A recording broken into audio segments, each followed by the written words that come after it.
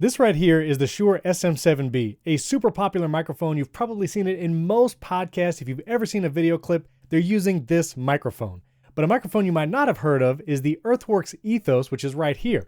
Throughout this video, I'm going to be going back and forth between the audio of these microphones so you can hear for yourself which you would prefer. Can you guess which mic I've been using for this intro? It was actually the Earthworks Ethos. Now throughout the video, I'm going to be switching between both mics, and I'll put a tag in the bottom corners to let you know which is the mic you're hearing right now. So many people go for the Shure SM7B probably because you see it everywhere, but it also does sound great, and it's really good at noise rejection. That's because the Shure SM7B is a dynamic microphone in a cardioid pattern. But there are some other ramifications to being a dynamic mic like that, which we'll get to in a second. The Earthworks Ethos, on the other hand, is a condenser microphone, but it's made for broadcast situations. So it has a super cardioid pattern and also tries to reject some of the room noise. Let's talk about hardware design. The Shure SM7B is an iconic microphone. It was the microphone that Michael Jackson used to record Thriller, and you just see it everywhere. It does come with two windscreens. This is usually the windscreen you see on some of those video podcasts, although it does come with a larger close talking windscreen. I actually prefer this one when I'm using it. Cuts down on some of those plosives. Comes in a nice matte black, but that's the only color it comes with. And it has an XLR connection down the stalk of the microphone, which again can provide for a clean look. Otherwise, it does have this cable that's kind of on the outside, which I've found makes me leery to actually travel with it. I'm just a little leery about this cable sticking out the side. It's kind of thin. It's never broken on me, but it's one of the things that I would actually prefer a hardware design like the Earthworks Ethos. I think the Earthworks Ethos is another great looking microphone. It comes in this stainless steel color, or you can get it in matte black. There's no cables on the outside, it just has the direct XLR connection on the bottom, which I've found using a 90-degree XLR helps keep those cables a little more tucked in. The Earthworks Ethos comes with one windscreen. It's a little thinner than the SM7B, so I try not to get too close to it, otherwise you're going to hear a lot of mouth sounds and plosives. But if you're at a good distance and angle from it, it can sound great and you don't get all those plosives. Now the Shure SM7B does have these little screws on the side so you can change the angle right on the microphone in addition to the arm.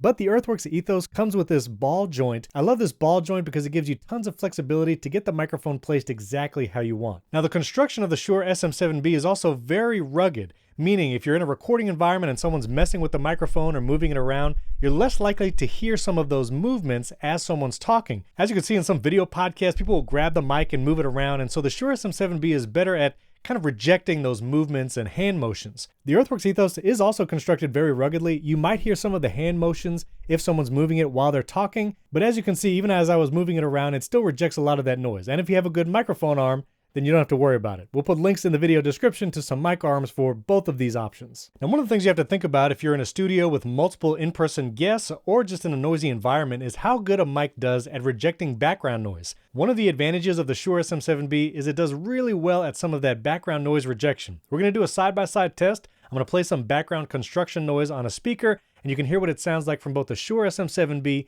and the Earthworks Ethos. So I put some construction noise in the background. If you record on a busy street, you might be hearing something like this. And right now, this is the Shure SM7B test. Riverside is the best way to record online and with remote guests and get high quality video and audio.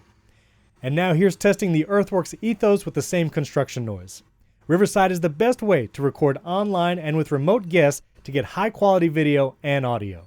If background noise is something you have to deal with often, I recommend checking out this video above where we talk about removing some of that bad audio or fixing bad audio. Now when it comes to overall sound, the Shure SM7B actually has a couple switches on the back where you can actually do a low cut, meaning some of the low end or low frequencies will be lessened in the microphone live as you record, and there's also a mid-high boost. Now the Ethos does not have those kind of switches on the back, but because it's a condenser microphone, I find it reproduces my voice really well. It still has some bright highs and color to the tone, while still getting all that deep low end that you would like to get for a spoken word or podcast.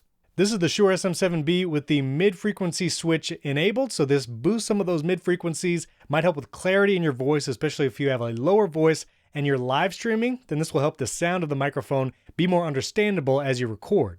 Now this is the Shure SM7B with the low cut filter enabled, so that some of those low ends are being rolled off and the mid-range frequencies still boosted. This will provide a brighter tone, definitely helps with understandability, but you might start losing some of the body in your voice depending on your voice timbre and recording style. This is the Shure SM7B with just the low cut switch applied. Again, depending on your voice and timbre, it might help remove some of that rumbliness or low end frequency and help with clarity. The Shure SM7B is now totally on the flat response again, and hopefully by this time you've decided which microphone sound you might like better.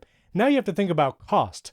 Now these microphones have actually changed a little bit in price. The Ethos used to be $800 and it's been cut in price to $400, matching the Shure SM7B price. So both of these microphones cost $400. We'll put links in the video description, but it seems like an even price choice. But here's what you have to keep in mind. The Shure SM7B is a dynamic microphone that requires powerful preamps and a lot of gain just to get volume. The audio interface I'm using right now is a Sound Devices MixPre 3. It has very powerful preamps, but that audio interface costs anywhere from $800 to $1,400 right now. If you wanted to buy one audio interface for the Shure SM7B, you'd need something like an Apollo Twin, which again is approaching $1,000. So while the microphone only costs $400, the audio interface you're going to need to get is going to be in the hundreds and hundreds of dollars. Some other alternatives you can get is with a cheaper audio interface. You can get something called a Cloudlifter or FetHead. That's something that goes in between the microphone and the audio interface that will boost the gain cleanly so you don't get that shh sound of that noise. If you try to boost the gain on the Shure SM7B with an audio interface like this, the Scarlett 2i2, you're going to start getting some of the noise or the shh sound in the back of the recording. That's why you need something like the Cloudlifter or FetHead, which is about $100 or $150 depending where you get it. So even with a cheaper audio interface that's $150 plus a Cloudlifter, you're looking at $300 for the audio interface and then $400 for the microphone. So you're closer to about $700 in investment if you want to use the SM7B. Now the Earthworks Ethos, because it is a condenser microphone, it does not require all that gain and powerful preamps.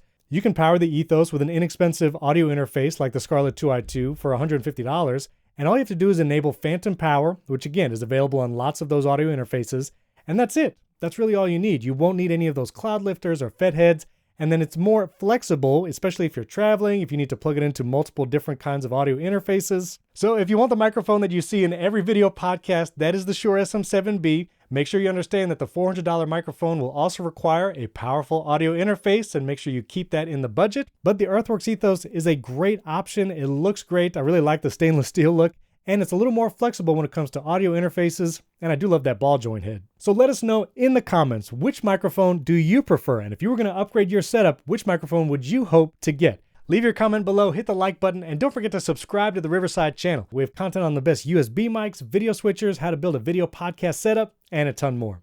Thanks for tuning in. We'll catch you in the next video.